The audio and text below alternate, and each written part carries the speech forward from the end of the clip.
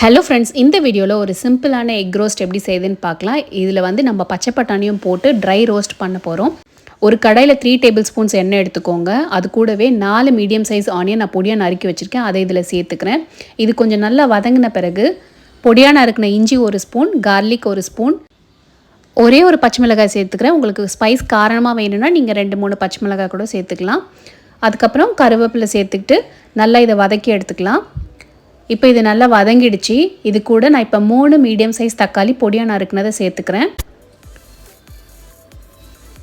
இதோட பச்சை வாசனை போகிற வரைக்கும் நல்லா வதக்கி எடுக்கணும். இப்போ இதில் தேவையான அளவு உப்பு சேர்த்துக்கிறேன். 1 ஸ்பூன் மிளகாய் தூள், 1/4 ஸ்பூன் மஞ்சள் சேர்த்துக்கலாம். இந்த மசாலாவோட பச்சை வாசனைலாம் போகிற வரைக்கும் நல்லா வதக்கணும். இப்போ இதில் நான் பச்சை பட்டாணி 1 கப் சேர்த்துக்கிறேன். இது வந்து பேக்கெட் பச்சை பட்டாணி கிடையாது, முழு பட்டாணி. காயிலேருந்து அந்த பட்டாணியை மட்டும் எடுத்து நான் 1 கப் அளவு வச்சுருக்கேன். இது தண்ணியில் ஒரு தடவை வாஷ் பண்ணிவிட்டு இதில் சேர்த்துக்கிறேன்.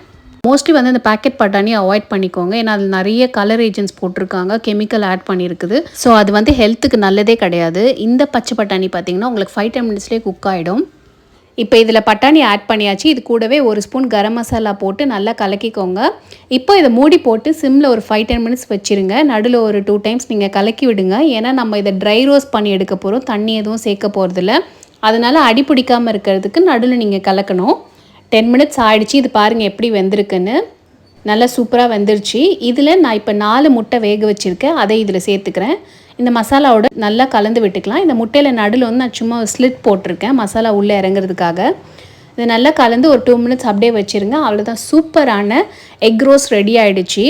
இதை நம்ம ஜீரா ரைஸோடு வச்சு இன்றைக்கி சாப்பிட போகிறோம். ஜீரா ரைஸ் எவ்வளோ சிம்பிளாக எப்படி செய்யுதுன்னு பார்க்கலாம். ஒரு பாத்திரத்தில் 3 டேபிள் ஸ்பூன் அளவு கீ எடுத்துக்கோங்க. அது கூடவே 1 ஸ்பூன் சீரகம் சேர்த்துட்டு நல்லா அந்த கீயோட ரோஸ்ட் பண்ணி எடுங்க. இப்போ நான் பாயில் பண்ணி வச்சுருக்க ரைஸை இதில் சேர்த்துக்கிறேன். ரைஸ்க்கு தேவையான அளவு உப்பு சேர்த்துக்கோங்க. இப்போ இதில் ஒரு கைப்பிடி கொத்தமல்லி சேர்த்து நல்லா எல்லாத்தையும் மிக்ஸ் பண்ணிடுறேன். அந்த ஹீட்லேயே அந்த ரைஸோட கீ வந்து நல்லா ரோஸ்ட் ஆகணும். ரொம்ப சிம்பிளான டேஸ்டியான ஜீரா ரைஸ் ரெடி ஆகிடுச்சு.